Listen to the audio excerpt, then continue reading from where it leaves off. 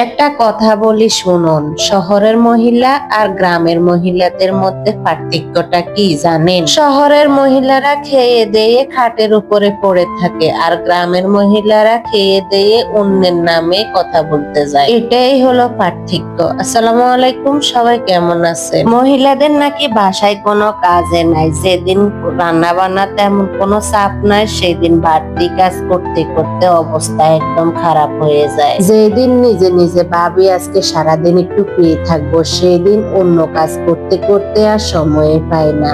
যেদিন রান্না বান্নার কাজ থাকে সেদিন তো রান্না বান্না করে একদম অবসর হয়ে যায়। আমরা যখন রান্না করি তখন রান্নাঘরে কি হাল হয় সেটা তো ক্যামেরার পিছনে কেউ দেখে না। আজকে আমি আপনাদের সাথে সেটাই শেয়ার করলাম। 2 দিন থেকে জিরাগুলা শুকিয়ে মেশিন ঘরে পাঠানোর পরে আপনাদের ভাইয়া আজকে জিরাগুলা একদম গুঁড়ি করে নিয়ে আসছে। ওটাই আজকে প্যাকেজিং করতেছি, কিছুটা বয়মে নিয়ে রাখতেছি, আর বাকিটা সামনে যখন ঈদ আসবে তখন প্রয়োজন হবে সেই জন্য গুছিয়ে রাখতেছি। আমার মা বাড়ি থেকে আসার সময় অনেকগুলা আচার করে নিয়ে আসছে। আমের আচার এত মজা হয়েছে, এত টেস্ট লাগছে, তাই ওগুলি একটু সুন্দরভাবে বয়ম ভরে রাখতেছি। বড় একটা বাটি করে নিয়ে আসছে, বাটিটা আবার তাদের প্রয়োজন হইতে পারে সেই জন্য খালি করে দিতেছি। যখন আমাদের প্রয়োজন হবে তখন বয়ম থেকে নিয়ে আমরা খাইতে পারবো। আগের বছরে অনেকগুলা আচার দিছে, ওখানেও একটা বয়ম পুরাটাই রয়ে গেছে,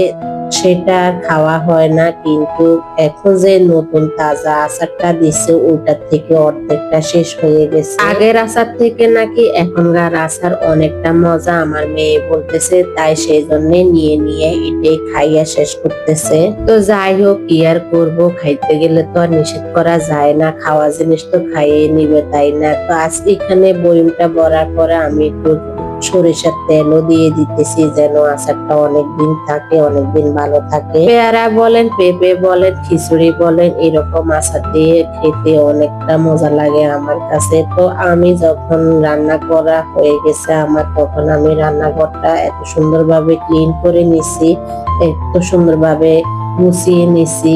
এরকম যদি সারাদিন থাকতো কতই না ভালো হতো, তাই না? সকাল থেকে তো আমাদের বারবারে রান্না করতে হয়, বারবারে খাইতে হয়, চার টাইমে চা খাইতে হয়, নাস্তার টাইমে নাস্তা খাইতে হয়, ভাত রান্নার সময় ভাত করতে হয়, অনেকটা কাজ। সারাদিন তো পাকঘরে এলোমেলো থাকে। তো যাই হোক, কি আর করবো, পেট যখন আল্লাহ দিছে তখন তো খাবোই, তাই না? তো এখানে আমি বিকালের জন্য একটু পেঁয়াজও বাছতেছি, অনেকদিন পরে নিজের হাতে আজকে পেঁয়াজও বানালাম। একটা মাস রোজা রাখলাম কিন্তু কোনোদিন বাসায় সেভাবে পেঁয়াজুই বানাইলাম না, সবসময় বাহির থেকে নিয়ে আসছি। তো আজকে এই পর্যন্তই, সবাই ভালো থাকবেন, দোয়া করবেন। ভিডিওটা ভালো লাগলে লাইক কমেন্ট শেয়ার দিয়ে পাশে থাকবেন।